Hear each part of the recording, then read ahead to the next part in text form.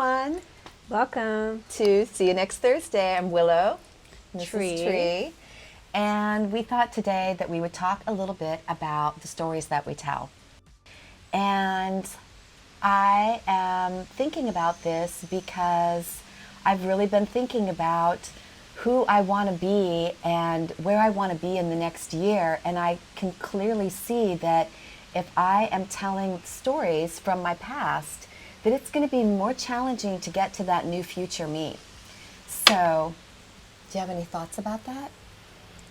Yeah, I mean, I think personally I'm just emptying my mind to create pretty much a void.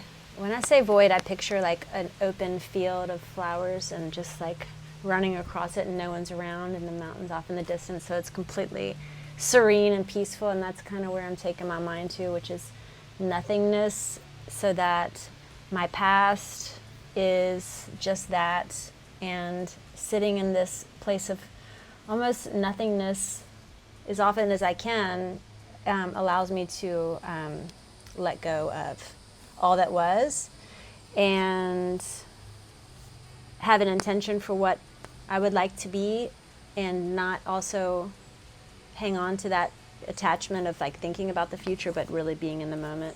And so yes, just really just focusing on. Do you have an example of something like that? Well, lately I find just if I'm not specifically wanting to listen to something or watch something, then I don't want to listen or watch it to anything, because I feel like the quiet is more beneficial to allowing my inner being to speak back to me, and to kind of recreate, reshape a new version of myself, since I'm in a beginning phase again of reinvention. And so my old story, while I can pluck from it, important lessons that I've learned, and like trade or skill level or expertise or whatever you want to call it, and I can apply it.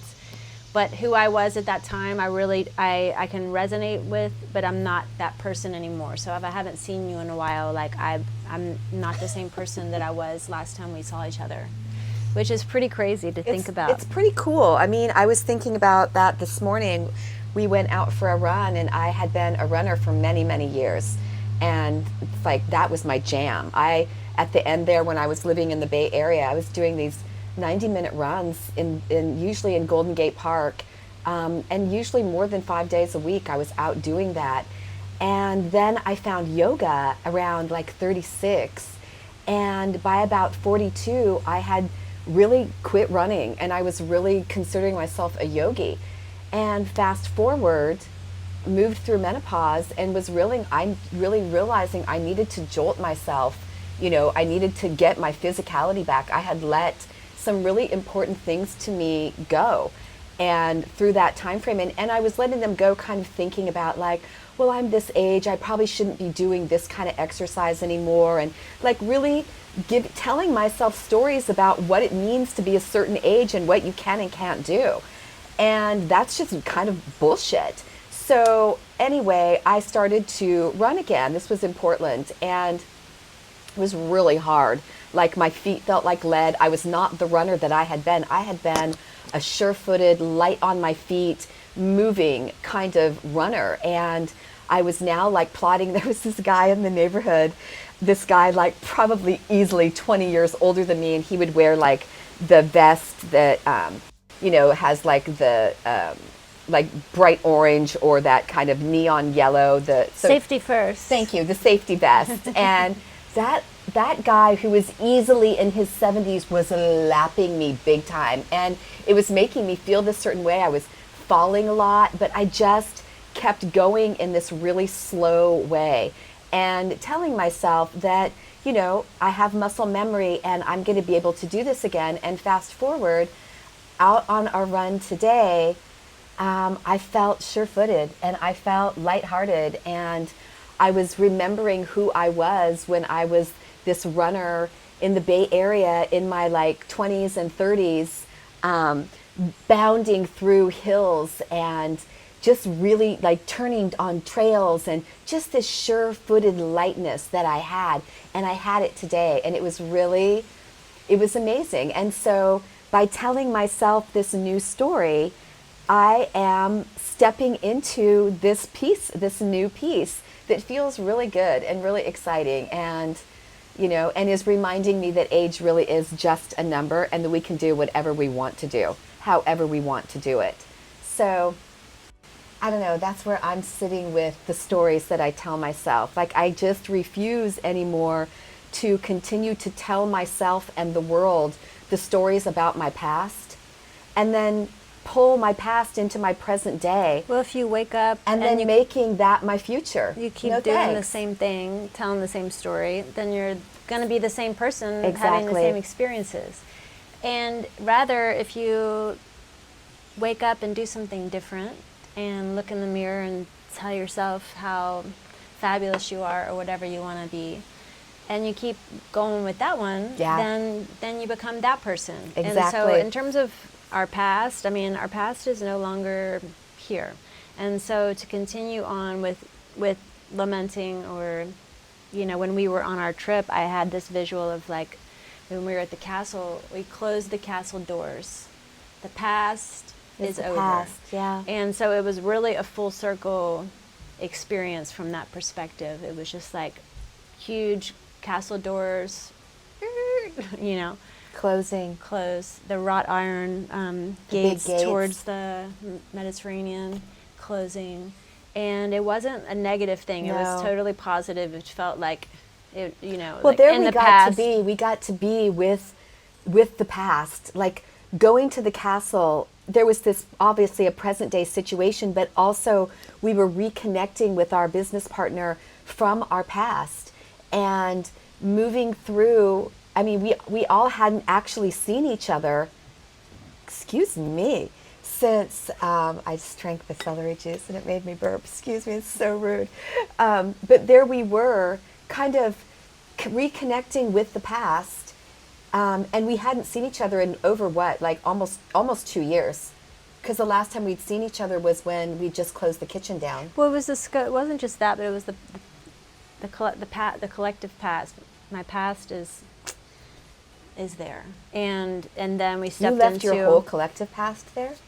It felt that way. Right, that's really cool.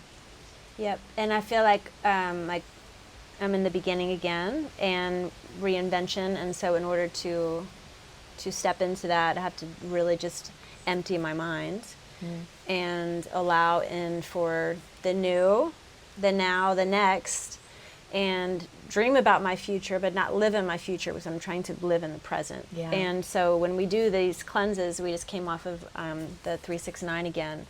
What it does is it really firmly puts me in the present, and especially for me, it's like it helps with like my brain fog, and in doing so, I feel more content, and I feel more trusting, and I feel like more allowing, like the art of allowing in this new version of myself, because the old versions of myself have shed away. Every time I look in the mirror, I'm like, I look like somebody the new version else of yourself. Yeah, it's really crazy. it's isn't crazy it? what happens. How many different ways I've transitioned throughout my life, and so the collection of stories that I have, they're like all short stories, in a book. And I'm just in a new chapter. Yeah. And so that's the chapter that really needs to be focused on. It's not yet to be these written. past chapters. It's like today and going forward. And certainly we can reach back and we can be so grateful and appreciative for all of those past experiences and all of the people that moved through those past experiences with us. And that helped us through those past experiences, or didn't even help us, but in the end were so powerful and so helped us see ourselves. Exactly, helped us see ourselves. And so the story I was telling myself today was how I've told myself this too prior many times, forever, that I have still not yet seen my best version of myself. Of course not. Like, I'm gonna got to keep moving forward. I haven't even like tapped into my potential for the full success that I'm going to obtain, in terms of creatively and like personal pursuits, and that part feels really comforting to think about, because potentially I could live a whole nother lifetime of the same equivalent that I've already lived. Who knows? I mean, that could happen. It could. You would be what, 92? Yeah. You could get to 92, no problem, for sure. So I have For a whole sure. life ahead of me. That you've already lived. And so I can just, you know, roll up my past like a scroll, tie it up with the bow, stick it in the drawer, and embrace a new era, a new day, a new version. What we're really talking about is the stories that we are telling. Is the story that you're telling about yourself to yourself and to the rest of the world, is that helpful, and is that the story that is your truth? Or is there a better version Is it that how you want to could be telling seen? and that you could be living? Is it how someone else tells the story of you? Right? Are you Or is living it somebody else's version, or what are you living your version? you want to be known as? What is the story that you're telling? If it isn't the best version that you can think of right now, quit telling that story and start telling the better version. So change your personality. Yeah. Anyway, I don't know. I think that's it for me. How about you? Yeah, we'll see you next Thursday. Have a great weekend. Have a great rest of the week, and we will see you next Thursday. Peace out, everyone. Peace.